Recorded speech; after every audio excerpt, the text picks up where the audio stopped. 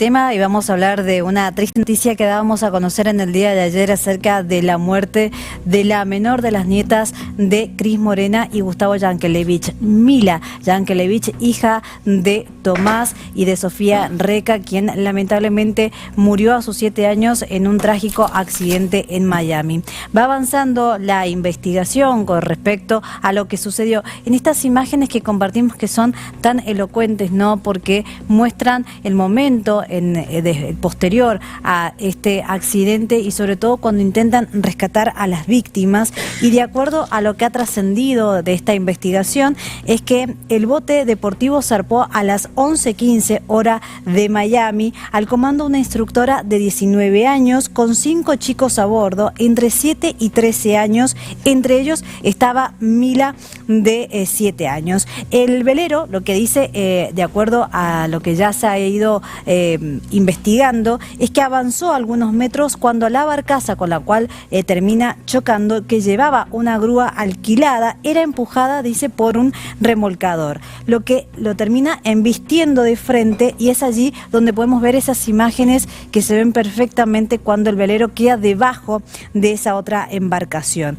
Tras ese impacto, todos los que estaban en el velero terminan en el agua, es decir, que caen todos al agua, y donde lamentablemente cuando se rescatan a las personas que habían caído, 2 niñas de 7 y de 13 años no tenían signos vitales. Una de ellas era Mila Yankelevich. Y por otro lado, hay que decir que hay 2 niñas que continúan internadas en grave estado. Estaban de campamento, un campamento de verano, donde les estaban enseñando diferentes actividades acuáticas, entre ellas, por ejemplo, el velero. ¿Qué es lo que también avanza en la investigación, o al menos en este primer informe? Lo que dicen es que a lo mejor esta joven de 19 años que estaba a cargo de este grupo de niños se distrajo en algún momento en la conducción del velero, y que eso podría haber también dado a chocar junto con la otra embarcación, que por cierto también iba a una velocidad que quizás no era la adecuada para ese lugar.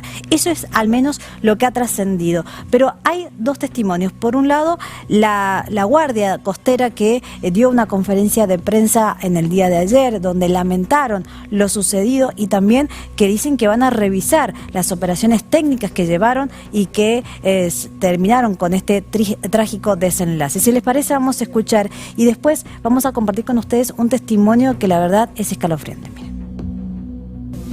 La Guardia Costera, junto con nuestros aliados locales, estatales y federales, hemos lanzado una investigación amplia para determinar exactamente qué sucedió, para entender cuáles fueron los factores coadyuvantes y para aprender de esta tragedia para evitar situaciones similares en el futuro. La Guardia Costera mantendrá el liderazgo de la investigación. Nuestro enfoque es claro: proteger evidencia, aprender todas las lecciones posibles y apoyar a los afectados. Las operaciones para recuperar el velero y la gabarra comenzarán en breve. Una vez que esto se complete, vamos a levantar las restricciones vigentes. A la familia, socorristas y a todos los afectados, sepan que compartimos su dolor. Esto no lo tomamos a la ligera y no vamos a olvidar.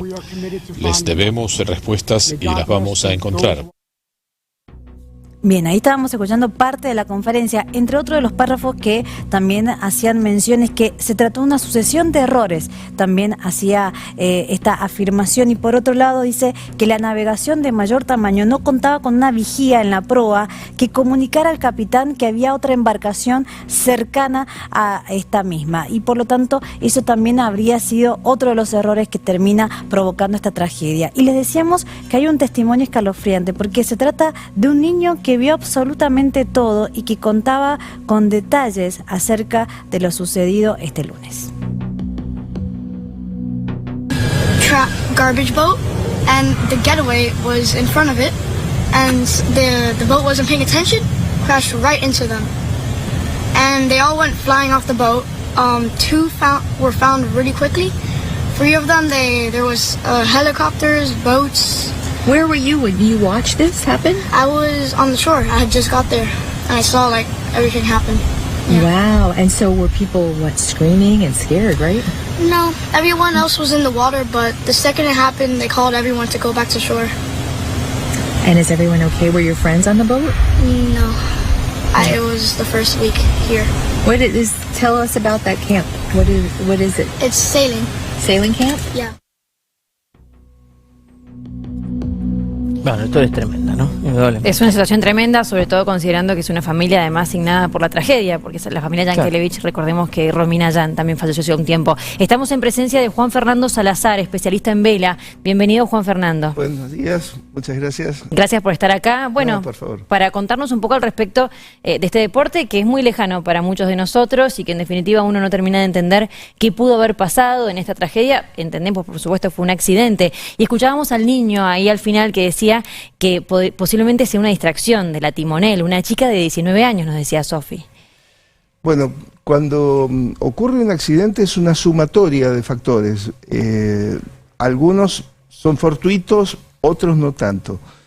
Generalmente cuando la navegación se estaba realizando en este caso en una zona deportiva, o sea, hay marinas con embarcaciones deportivas, embarcaciones recreativas. De manera tal que no debe ser una zona de navegación frecuente de grandes embarcaciones. Pero en esa imagen lo extraño es el barco grande. El barco pequeño es una zona habilitada para eso. Exacto, es habitual. Ahora, esa barcaza, si ha ingresado, es un barco de servicio, es porque va a realizar algún tipo de trabajo y ese trabajo está programado. De alguna manera. Uno supone, Fernando, que en esto es como en los aeropuertos, en donde nada está librado al azar. Nada está librado al azar, exacto. O sea que la presencia de ese barco navegando en ese lugar tiene que haber sido algo previsto. Ese tipo de barco es un barco muy difícil de gobernar, o sea, tiene muy poca capacidad de maniobra. Discúlpeme, ¿cómo es en ese caso? ¿Dónde va, qué sé yo, uno que no entiende demasiado por ahí? Sí, ¿quién lo maneja? ¿Cómo se, bueno, hablo del barco grande, ¿no? Claro, es una barcaza, o sea, es un artefacto que flota y es empujado por un remolcador. El remolcador va atrás de todo, de manera tal que el puente de comando del remolcador está bastante lejos de la proa, está a varios metros. ¿Y claro, que debería ir alguien adelante avisando que hay? Sí, porque donde está y además está la grúa adelante, tiene muy poca visibilidad, prácticamente no lo ve, y a un velero, que es un barco mucho más bajo, no lo va a ver. No lo va a ver. Y para también aclarar, la barcaza es a motor, o el remolcador en realidad. Es a motor. Y el velero es a vela, es con viento. El velero es a vela. Aparentemente, por lo que se ve, hay muy poco viento. Si deja de haber viento, el velero se va a quedar detenido, se va a quedar parado. No tiene posibilidad alguna de maniobra. Bien. Y se queda detenido. De manera tal que la única posibilidad de maniobra es por parte de la barcaza, que está restringida también por sus características, o sea, no puede maniobrar fácilmente, no se puede detener fácilmente y caer a una banda o hacia la otra para esquivar algo adelante también. Se habló un poco de la prioridad, de qué embarcación tiene prioridad en este tipo de situaciones y la reglamentación específica de ese lugar. Bueno, la reglamentación del agua, en términos generales, las normas internacionales dan la prioridad al que viene por la derecha, es igual que en tierra, básicamente. Pero también la prioridad la tiene la embarcación que tiene mayor dificultad de maniobra, es decir, entre el velero y la embarcación, habiendo viento, mayor dificultad de maniobra la va a tener el artefacto ese que iba navegando por ahí. El grande. El grande, por una cuestión de tamaño, de inercia, de capacidad de maniobra. Claro. El velero es muy maniobrable, el velero puede girar sobre su eje. Siempre y cuando haya viento. Siempre y cuando haya viento. Sin viento, obviamente que queda detenido. Sin viento es una cosa que queda flotando en el lugar. El barco grande, ¿cuánta distancia necesita para virar, para cambiar un poco su trajectoria? ¿No? Porque uno está acostumbrado quizás al auto en donde puedes volantear y cambiarse el sentido. Para que el barco empiece a caer va a necesitar por lo menos una o 2 esloras, es decir, la distancia equivalente a 2 veces su largo. Claro. Y para detenerse puede llegar a necesitar entre 3 y 4 veces su largo, su eslora. Fijémonos lo que pasó con el Titanic. Cuando aparece el iceberg, se da la orden de todo timón a babor y máquinas todo atrás. El barco nunca se detuvo y pasó un rato bastante largo hasta que el barco comenzó a caer, comenzó a virar a babor y aún así se llevó No por pudo, delante claro. el iceberg. Bueno, y el Titanic era un casco diseñado para desarrollar velocidades importantes, un barco aceptablemente maniobrable. Esto es un artefacto que flota y hay que empujarlo.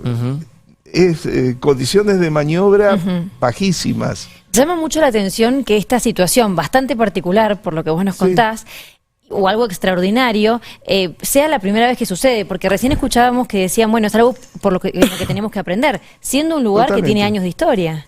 Tiene años de historia. Los accidentes en el deporte de vela no son frecuentes, sobre todo los accidentes graves. Es una actividad muy segura, pero Puede pasar. puede pasar. Otra cuestión que hay que tener en cuenta es que la chica que va a cargo de la embarcación, del velero, Sí. por más que tiene 19 años, esa chica debe haber comenzado a navegar a los 5 o 6 años. Tiene varios años Puede de tener experiencia, Y además, con toda seguridad, cuenta con la habilitación Para hacerlo. para hacerlo. Ujú. Porque a esa edad ya uno está Claro. habilitado.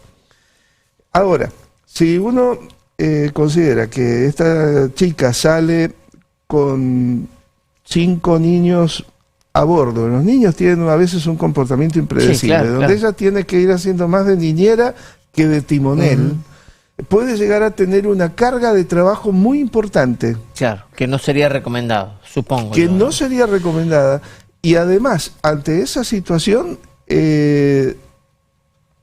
puede fallar en su apreciación de las distancias, de la Claro. condición del viento, y si realmente va a tener tiempo de pasar por claro. delante de la Ahora, embarcación ustedes antes se de cruzar. asesoran, Fernando, antes de entrar al agua.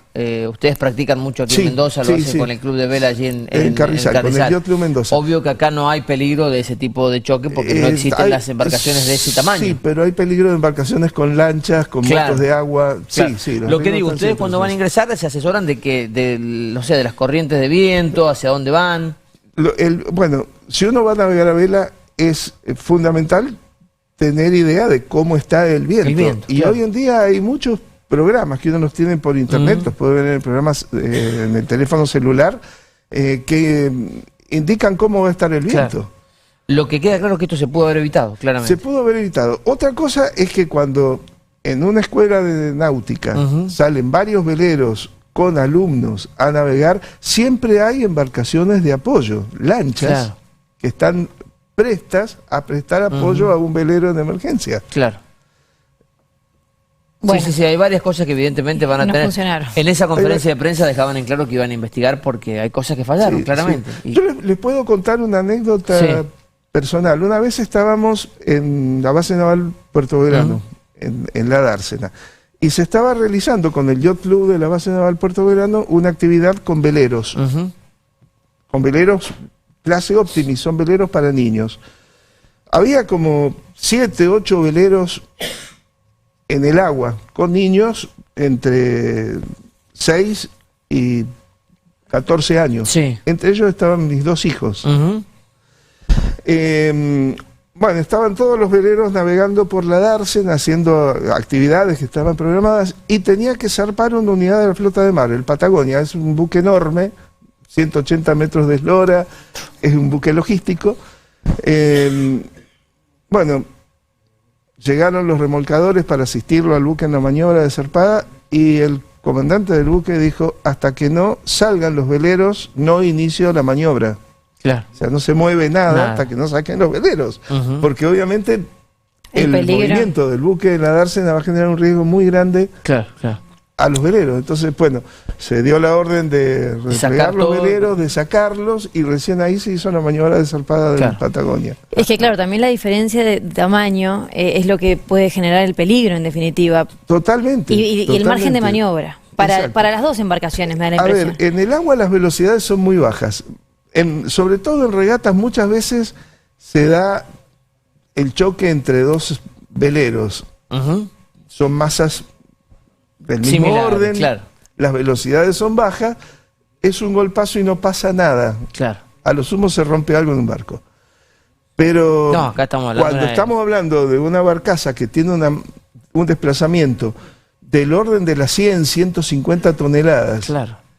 y un velero, un hobby cat, es un catamarán, son 2 cascos unidos por un armazón metálico y una lona arriba, que debe pesar, cuando mucho, 150 kilos. Claro. Es muy difícil. El resultado es tremendo. Fernando, le agradecemos su presencia y que comparta con nosotros este conocimiento sobre algo que en general desconocemos, ¿no? Quizás lo hemos visto mucho, pero no entendemos cómo funciona todo este sistema, que evidentemente está muy controlado, pero en este caso falló. Estamos hablando de un incidente Algo pasó. y no de un accidente, ¿no? Acá hay algo que no se tuvo en cuenta. Es un incidente, tal cual lo he dicho. Gracias, Fernando, un placer tenerlo con nosotros. Muchas gracias. Muchísimas gracias. Fernando Salazar, especialista en vela. Lo aprovecho, chiquitito.